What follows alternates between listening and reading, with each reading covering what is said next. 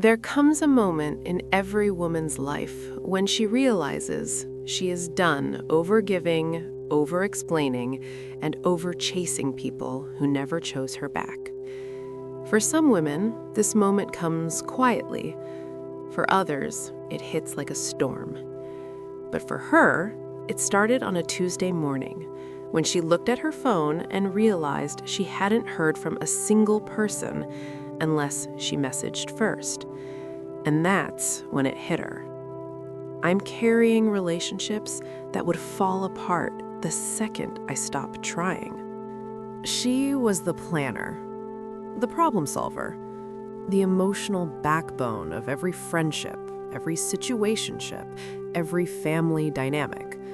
A typical American woman in her 30s, juggling work, relationships, burnout, and expectations. And yet, every time she needed someone, people suddenly became busy. Every time she wanted emotional support, she felt like she was too much.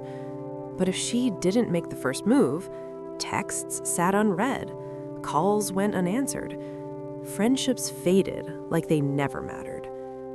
One day, she asked herself, why am I chasing people who don't even meet me halfway? The breaking point wasn't dramatic. Not a huge fight, not a meltdown. It was simply tiredness. That deep, soul-level exhaustion women feel when they've taken care of everyone except themselves. She woke up, checked her phone, and instead of guilt, she felt clarity. She didn't text first, she didn't double message, she didn't beg anyone for attention, validation, or presence. She simply stopped. And the silence taught her more than the conversations ever did.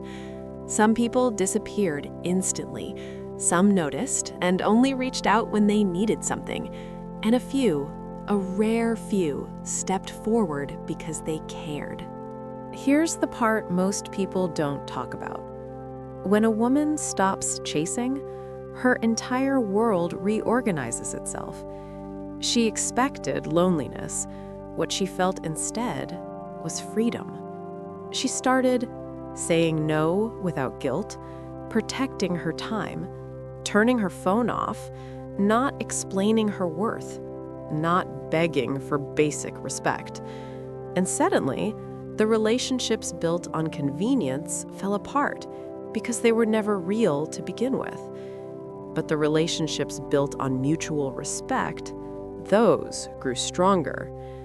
And something else happened. Men who once took her for granted began to wonder, why isn't she chasing me anymore? Friends who were used to her emotional labor suddenly realized they had to put in effort too.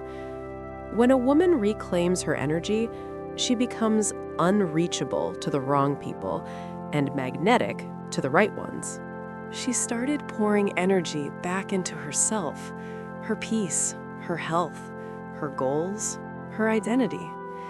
She learned that when you stop chasing people, you start attracting your tribe.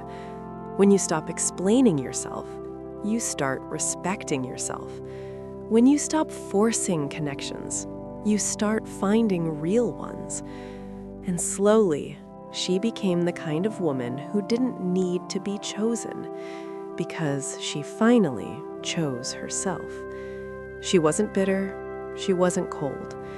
She was just done auditioning for places never meant for her. So this is your reminder.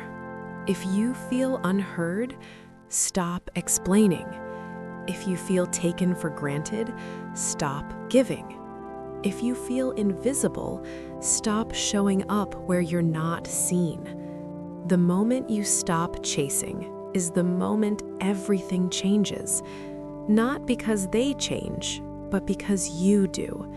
And when a woman in America learns to love herself more than she fears being alone, that's when her entire life finally begins.